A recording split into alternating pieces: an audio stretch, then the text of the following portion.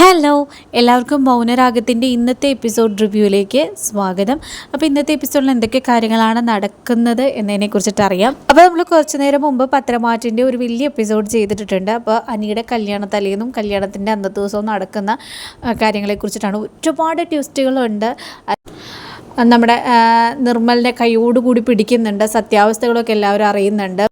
അനാമികയുടെ അച്ഛന് ചില പ്രശ്നങ്ങളുണ്ടായിരുന്നു, പണമിടപാട് സംബന്ധിച്ചിട്ടുള്ള, അത് കൈയോടുകൂടി പിടിക്കുന്നുണ്ട്. അങ്ങനെ ഒരു ഗംഭീര എപ്പിസോഡാണ്, ഒത്തിരി ട്വിസ്റ്റുകളുള്ള എപ്പിസോഡാണ്. അപ്പോൾ എന്തായാലും അത് മസ്റ്റായിട്ട് താല്പര്യമുള്ളവർ കണ്ടു നോക്കാം കേട്ടോ. അപ്പോൾ നമുക്ക് എന്തായാലും ഈ എപ്പിസോഡ് മൗനരാഗത്തിൻ്റെ ഇന്നത്തെ എപ്പിസോഡിൽ എന്തൊക്കെ കാര്യങ്ങളാണ് നടന്നിരിക്കുന്നത് എന്നതിനെക്കുറിച്ചിട്ട് അറിയാം. അപ്പോൾ തുടക്കത്തിലെ തന്നെ കാണിക്കുന്നത് മനോഹറിനെയാണ് കേട്ടോ. അപ്പോൾ ഈ മനോഹർ നിഷയുടെ വീട്ടിലാണ്. അങ്ങനെ നിഷേനെ നോക്കിക്കൊണ്ട് മനോഹർ കുറേ പഞ്ചാര കലർത്തിയ വർത്തമാനങ്ങളൊക്കെ പറഞ്ഞ് ഇങ്ങനെ ഇരിക്കുകയാണ്. അങ്ങനെ നിഷയുടെ അമ്മ നിഷയോട് പറയുകയാണ്, മോളെ നിനക്ക് കിട്ടിയിരിക്കുന്ന ചെറുക്കനില്ലേ, നല്ല പയ്യനാ, എവിടെ നോക്കിയാലും അവനെ പോലെ ഒരു പയ്യനെ കിട്ടാനില്ല എന്നൊക്കെ ഇങ്ങനെ പറയുകയാണ് കേട്ടോ. ആ സമയത്ത് നിഷയുടെ അച്ഛൻ പറയുകയാണ്, എൻ്റെ മൂത്ത മകള് അവളിങ്ങനെ ഓടിപ്പോയ കാര്യവും അവളുടെ ഭർത്താവ് മരിച്ചുപോയ കാര്യവും അവൾ ഗർഭിണിയാണെന്നുള്ള കാര്യമൊക്കെ മനോഹറിനോട് പറയുകയാണ്. അപ്പോഴേക്കും മനോഹർ പറയുകയാണ്, അയ്യോടാ ഗർഭിണിയായിരുന്നോ? എന്നിട്ട് മനോഹർ ഇങ്ങനെ വിചാരിക്കുകയാണ് മനസ്സിൽ, നിങ്ങൾ വിഷമിക്കുകയൊന്നും വേണ്ട, നിങ്ങളുടെ രണ്ടാമത്തെ മകളുടെയും കാര്യം ഇതുപോലെയൊക്കെ തന്നെ ആയിരിക്കുള്ളൂ. മൂത്ത മകളുടെ ഭർത്താവ് മരിച്ചു പോയതാണെങ്കിൽ രണ്ടാമത്തെ മകളുടെ ഭർത്താവ് കുറച്ച് കഴിയുമ്പോൾ അവളെ ഇട്ടേച്ച് പോകും, ഒരു കുഞ്ഞിനെ സമ്മാനിച്ചിട്ട്. അപ്പോൾ നിങ്ങൾ വിഷമിക്കേണ്ട എന്നൊക്കെ ഇങ്ങനെ മനസ്സിലിങ്ങനെ പറഞ്ഞുകൊണ്ടിരിക്കുകയാണ് കേട്ടോ. അപ്പോൾ ഇങ്ങനെ മനോഹർ ആലോചിച്ചിരിക്കുന്നത് കണ്ടിട്ട് നിഷയുടെ അമ്മ ചോദിക്കുകയാണ്, അല്ല മോനെ എന്താ ആലോചിക്കുന്നതെന്ന് ചോദിക്കുകയാണ്. അല്ലമ്മേ, അമ്മയുടെ മൂത്ത മകളെ കുറിച്ചിട്ടാണ് ഞാൻ ആലോചിക്കുന്നത്, കഷ്ടമുണ്ട് എന്നിങ്ങനെ പറയുകയാണ്. അപ്പോഴത്തേക്കും നിഷയുടെ അമ്മ പറയുകയാണ്, ഓ മോനെ അതൊക്കെ കഴിഞ്ഞുപോയി, ഇനി മോൻ അതിനെക്കുറിച്ചിട്ടൊന്നും ആലോചിക്കേണ്ട, അതങ്ങ് വിട്ടേക്ക്. അവൾ ഇറങ്ങിപ്പോയതോടുകൂടി ഞങ്ങളുടെ മനസ്സിൽ നിന്നും കൂടി അവൾ ഇറങ്ങിപ്പോയത്, ഇനി ഞങ്ങളുമായിട്ട് യാതൊരു ബന്ധവും അവൾക്കില്ല എന്ന് പറയാണ് കേട്ടോ. അങ്ങനെ ആ ഒരു സീൻ കഴിയാണ്. അടുത്ത സീനിൽ കാണിക്കുന്നത് എന്താ വെച്ച് കഴിഞ്ഞാൽ ഷാരീനെയാണ്. ഷാരി കരഞ്ഞും പിഴിഞ്ഞും രൂപയുടെ അടുത്തേക്ക് വരികയാണ്. രൂപയ്ക്കാണെങ്കിൽ ഷാരീനെ കണ്ടപ്പോൾ അത്രയ്ക്ക് ബോധിച്ചൊന്നുമില്ല. ഷാരിയോട് ദേഷ്യം തന്നെയാണ് രൂപയ്ക്ക് തോന്നുന്നത്. രൂപ ഷാരിയെ കണ്ടതും ഷാരിയോട് ചോദിക്കുകയാണ്, നീ എന്തിനാ ഷാരി നീ ഇങ്ങോട്ടേക്ക് വന്നതെന്ന് ചോദിക്കുകയാണ്. അപ്പോഴത്തേക്കും ഷാരി പറയാണ്, രൂപയെ ഞാൻ ആകെ തകർന്ന അവസ്ഥയിലാണ് വരുന്നത്, ഞാൻ എല്ലാ സത്യവും അറിഞ്ഞു, എൻ്റെ മകളല്ല അവളെന്നുള്ള സത്യം ഞാൻ തിരിച്ചറിഞ്ഞു രൂപയെന്ന് പറയുകയാണ്. അപ്പോഴത്തേക്കും രൂപ പറയണം, നീ തകർന്നു പോകും, നീ തകരണം, എനിക്കും ഉണ്ടായിരുന്നു ഇതേ അവസ്ഥ. എൻ്റെ ഭർത്താവിനെ ഞാൻ തെറ്റിദ്ധരിച്ച് എൻ്റെ ജീവിതം മുഴുവൻ ഞാൻ നശിപ്പിച്ച ആ ഒരു സമയത്ത് എൻ്റെ ഏട്ടൻ രാഹുൽ പറയുന്ന കാര്യങ്ങൾ മാത്രമേ ഞാൻ വിശ്വസിച്ചുള്ളൂ. അയാൾ എന്നെ പറഞ്ഞ് തെറ്റിദ്ധരിപ്പിച്ചു, ഞാനത് സത്യമാണെന്ന് വിശ്വസിച്ചു. അപ്പോൾ ഇനി നീയും അനുഭവിക്കണം ഷാരി എന്ന് പറയാണ്. പിന്നെ ഷാരി, നിന്നെ ഇനി ഒരിക്കലും ഏടത്തിന്നൊന്നും ഞാൻ വിളിക്കാൻ പോകുന്നില്ല, ഞാനങ്ങനെ സ്വന്തം ഏട്ടത്തിയായിട്ട് തന്നെ നിന്നെ കണക്കാക്കിയിരുന്നതും നിന്നെ സ്നേഹിച്ചിരുന്നതും, പക്ഷേ ഇനി ഒരിക്കലും നിന്നെ എനിക്ക് അങ്ങനെ കാണാനായിട്ട് സാധിക്കില്ല എന്ന് പറയാണ്. അപ്പോഴേക്കും ഷാരി പറയാണ്, നീ എന്നെ അങ്ങനെ കാണണ്ട, നീ എന്ത് വേണമെങ്കിലും എന്നെ പറഞ്ഞു രൂപേ, ഞാനതെല്ലാം കേൾക്കാനായിട്ട് തയ്യാറാണ്, എനിക്ക് എല്ലാ തെറ്റുകളും മനസ്സിലായി രൂപേ, എന്നെ അയാൾ ചതിച്ചു, അയാളുടെ തല ഞാൻ തല്ലിപ്പൊളിച്ചിട്ട് അങ്ങോട്ട് വന്നിരിക്കുന്നത്, അവനെ ഞാൻ ഇഞ്ചിഞ്ചായിട്ട് കൊല്ലും. അപ്പോഴേക്കും രൂപ പറയാണ്, അതെ നീ ഇഞ്ചിഞ്ചായിട്ട് തന്നെ അവനെ കൊല്ലണം, അവൻ്റെ ശിക്ഷ അവന് കിട്ടാൻ പറ്റുന്നതിൽ ഏറ്റവും വലിയ ശിക്ഷ അത് തന്നെയായിരിക്കുള്ളൂ. എന്നെയും എൻ്റെ ഭർത്താവിനെയും അകറ്റി ഇത്രയും കാലം ഞങ്ങളുടെ ജീവിതം നശിപ്പിച്ചു, ഇപ്പോഴെങ്കിലും ഷാരി നിനക്ക് മനസ്സിലായല്ലോ, ഞാനും എൻ്റെ ഭർത്താവും സന്തോഷത്തോടു കൂടിയാണ് സ്നേഹത്തോടു കൂടിയാണ് ഇവിടെ കഴിയുന്നതെന്ന്, അഭിനയിക്കുകയൊന്നും അല്ല എന്നുള്ളത് മനസ്സിലായില്ലേ എന്ന് വയ്ക്കുകയാണ്. അപ്പോഴേക്കും ഷാരി പറയണേ, എനിക്കെല്ലാം മനസ്സിലായി രൂപേ, ഞാൻ അയാളെ ജീവിക്കാൻ അനുവദിക്കില്ല, എന്നോട് ഇത്രയധികം ദുഷ്ടതരമല്ല അയാൾ ചെയ്തു കൂട്ടിയത്, ഞാൻ അയാളെ വെറുതെ വിടാനായിട്ട് ഉദ്ദേശിച്ചിട്ടില്ല.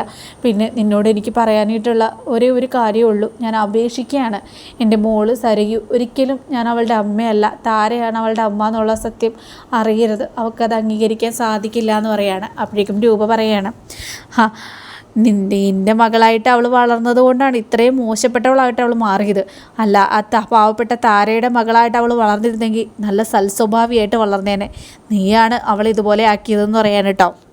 അപ്പോഴേക്കും രൂപ പറയണം, ശരി എനിക്ക് ഒന്നേ പറയാനുള്ളൂ, അയാൾ നീ എല്ലാ സത്യം അറിഞ്ഞെന്നുള്ളത് അറിയാതെ തന്നെ അയാളെ നീ ഇഞ്ചിഞ്ചായിട്ട് കൊല്ലണം, അത് ചെയ്യാൻ പറ്റുമെന്ന് ചോദിക്കുകയാണ്. അപ്പോഴത്തേക്കും രൂപയോട് ശാരി പറയാണ്, തീർച്ചയായിട്ടും ഞാൻ അത് തന്നെ ചെയ്യും, പക്ഷെ ഞാൻ പറഞ്ഞതുപോലെ എൻ്റെ മകൾ ഒരിക്കലും അറിയരുത് ഈ പറഞ്ഞ സത്യങ്ങൾ, അവൾക്ക് താങ്ങാനായിട്ടാവില്ല എന്ന് പറയാം കേട്ടോ. ഞാൻ എൻ്റെ മോളെ ഒരുപാടധികം സ്നേഹിച്ചു പോയി, അവളെ സ്വന്തം മകളായിട്ട് തന്നെയാണ് ഞാൻ കണ്ടത്, അവൾ തിരിച്ചെന്നെയും, ഇനി അതൊന്നും മാറ്റാനായിട്ട് ഞങ്ങളെ കൊണ്ടാവില്ല, എന്നാലും അയാളെ ഞാൻ വെറുതെ വിടില്ല എന്ന് പറഞ്ഞുകൊണ്ട് അവിടെ നിന്ന് നമ്മുടെ ഷാരി ഇറങ്ങി പോവാണ്. അപ്പോൾ രൂപയുടെ മനസ്സിലാണെങ്കിൽ ഷാരിനോടും അതുപോലെ തന്നെ രാഹുലിനോടൊക്കെ നല്ല ദേഷ്യം തന്നെയുണ്ട്. അടുത്ത സീനിൽ കാണിക്കുന്നതെന്ന് വെച്ച് കഴിഞ്ഞാൽ നമ്മുടെ മുത്തശ്ശീനെയാണ്, കല്യാണിയുടെ മുത്തശ്ശീനെ. മുത്തശ്ശിയാണെങ്കിൽ പ്രകാശിന് ചായയൊക്കെ ആയിട്ട് വരികയാണ് കേട്ടോ. അങ്ങയുടെ മോനെ നീ കട്ടൻ ചായ കുടിക്കുമെന്ന് പറയാണ്. അപ്പോഴത്തേക്കും പ്രകാശം പറയാണ് ഞാനേ ഒന്ന് വിക്രത്തിനെ കണ്ടിട്ട് വരാം, മോനെ കാണാതെ ഇരിക്കാൻ പറ്റില്ലല്ലോ എന്ന് പറയാണ്. അപ്പോഴേക്കും മുത്തശ്ശി പറയാണ് എടാ നിൻ്റെ ഹാർട്ടിൻ്റെ പ്രശ്നമൊക്കെ മാറി വരുന്നുള്ളൂ, നീ ഇപ്പോൾ പോയി കാണണ്ട, നീ റെസ്റ്റ് ചെയ്യുമെന്ന് പറയാണ്. അപ്പോഴേക്കും പ്രകാശം പറയാണ് ഇല്ലമ്മേ എനിക്ക് പറ്റില്ല, ഈ അവസ്ഥയിൽ എൻ്റെ മോനെ കൊണ്ടുവന്നെത്തിച്ചത് വേറെ ആരുമല്ല, അവൾ ഒറ്റൊരുത്തിയ കല്യാണി തന്നെയാണ് എത്തിച്ചതെന്ന് പറയാൻ കേട്ടോ. ആ കിരണും കല്യാണിയും എല്ലാവരും ആ സോണി എല്ലാവരും കൂടെ ചേർന്നത് തന്നെയാണ് എൻ്റെ മോൻ്റെ ജീവിതം ഇതുപോലെ ആക്കിയത്. ഒരിക്കലും അവരോടൊന്നും പകരം വിട്ടാതെ എനിക്ക് മനസ്സമാധാനമായിട്ട് കഴിയാൻ പറ്റില്ലമ്മേ എന്ന് പറയാണ്.